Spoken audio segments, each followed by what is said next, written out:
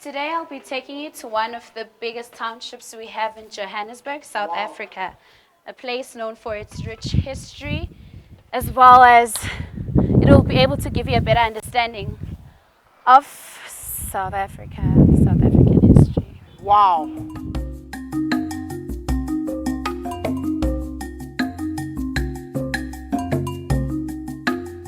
I can't believe that I'm in Soweto. Yeah, welcome, brother. Thank you. Welcome to the biggest township in South Africa and one of the most famous in the world, if I were to say so. I mean, like, everybody knows Soweto, but we don't know the meaning of Soweto. What's the meaning of Soweto? Soweto, like, it's an acronym. It's Southwestern Townships. But Soweto is famous because of it being the heart and soul of the struggle of this country. When you open your hand, the fingers are not equal.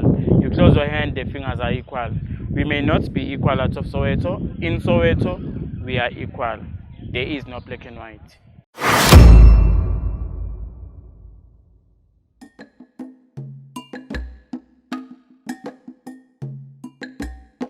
Hey. Welcome, brother. Sabona. Johnny.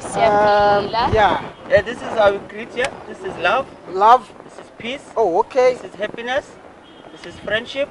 Straight to the heart. Hello. Amazing. Love, peace, happiness, friendship, straight to the heart. Oh, wow. Welcome to the Hector Peterson Memorial Site. In 1953, the apartheid government introduced what we call a Bantu education. The word Bantu is reflects to a black person. So I can say it was a black education, whereby they will spend 42 rand for a black child to study, and they will spend 644 rand for a white child to study. Mathematics, biological science, physical science were never allowed at all to be taught a black child. They thought and they believe it will make a black child to be intelligent.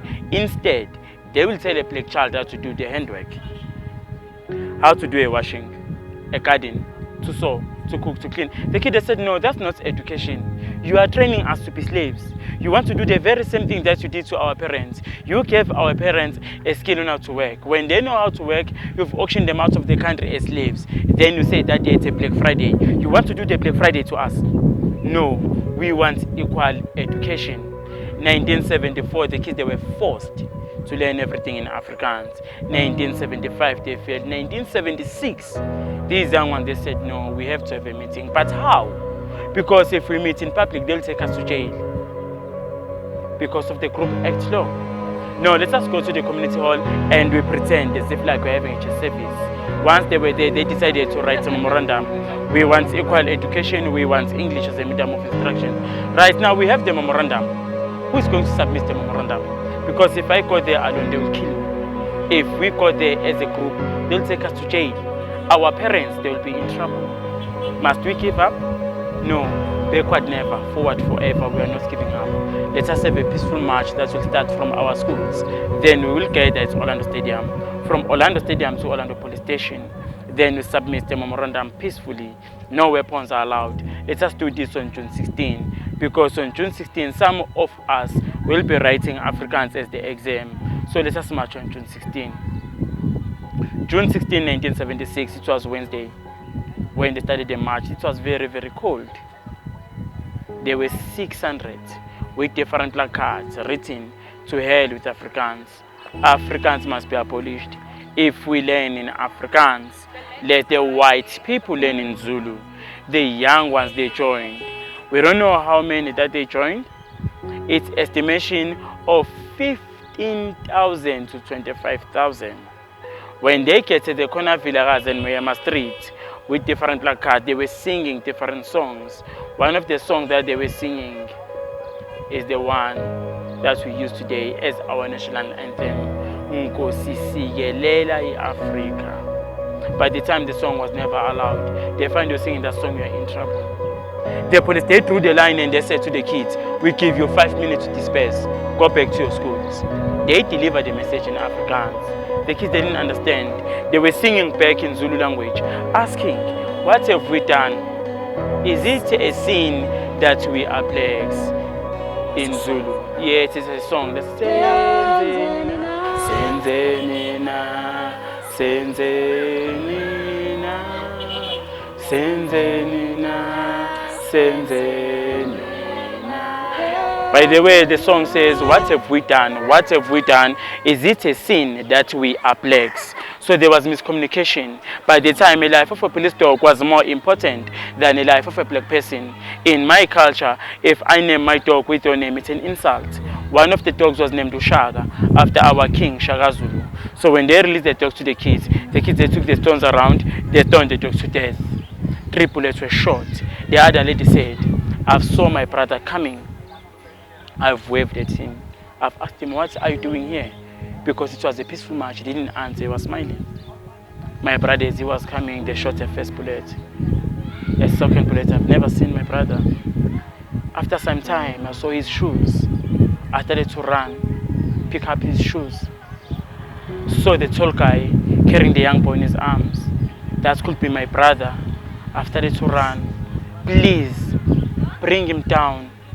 That is my brother. What happened? Who are you? The tall guy was crying with my brother in his arms, asking for help. Help.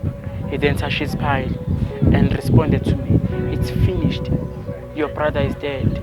I couldn't believe it. The guy who saw us as we were coming, he snapped a picture. One of the police, they saw the guy taking a picture. What are you doing? I was just taking a picture. Gave us that camera, they smashed the camera. On the following day, the picture was all over the newspaper.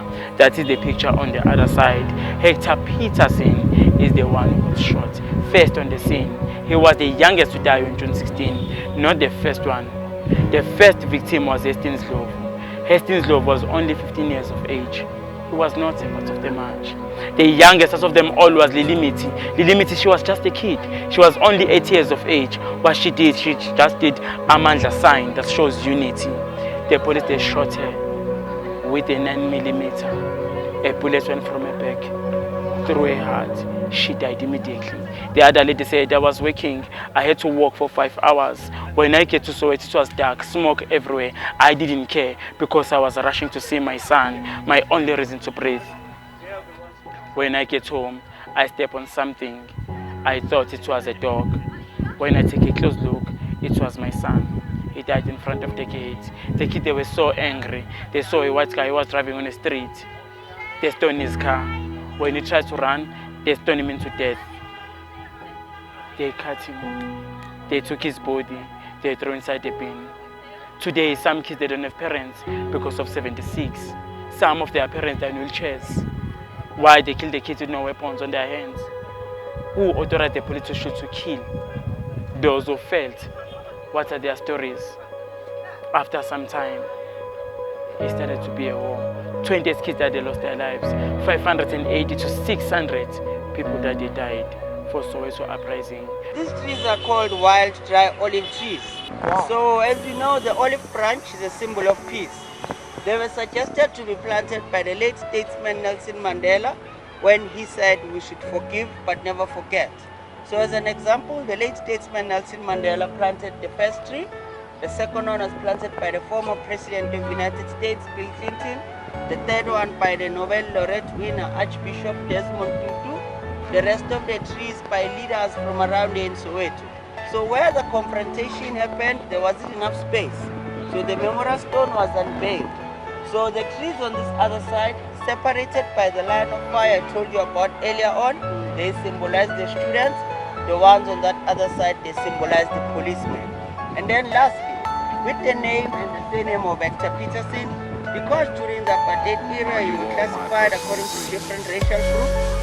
So if you were black but you were light skinned to a point whereby the regime or the administrators didn't believe which group to fit you under, they would take a pen or a pencil, imagine, and put it in your head, and then tell you to shake your head down. If it fell because of the texture, assumption would be that you are white or you are colored. But if you didn't have any hair, they would take a ruler and look at the sharpness of your nose. If it was longer than 2 centimeters, meant that you were white. If it was wide, that's how crazy they were. So the grandfather of Hector Peterson decided to incorporate a few letters into their original surname, which was Pito. So on that Peterson, there's a P-I-T-S-O. Pito. Hector Peterson's name was Zolile Pito. So the word called the wall of the void or the wall of emptiness. You see the gaps, the passages in between? They symbolize the missing information, the untold stories, and some of the bodies that were never recovered. Because some of the policemen, as they were shooting at students, they were taking their bodies, putting them back in their police van so that they can go bury secretly without taking any accountability. The difference in height of the wall symbolizes the different age gaps. From the shortest wall, symbolizing the youngest victim to die, which was an 8-year-old girl. Her name was Lilimi. Then the stone used to build a wall. It's called the slate stone. So this used to be writing stone, symbolizes education, but also stacked up together as a symbol of unity and strength. And then, as you know, they say something in English that a clean slate. So the slate stone also resembles that. Then the water fountain over here symbolizes the tears that were shed. Continuously flows because there's tears that are still being shed, and then it passes through the gap. When it reaches that side, it washes away the blood that was spilled. Inside the water, those stones represent or symbolize the only weapon that the students used when the march became a violent protest.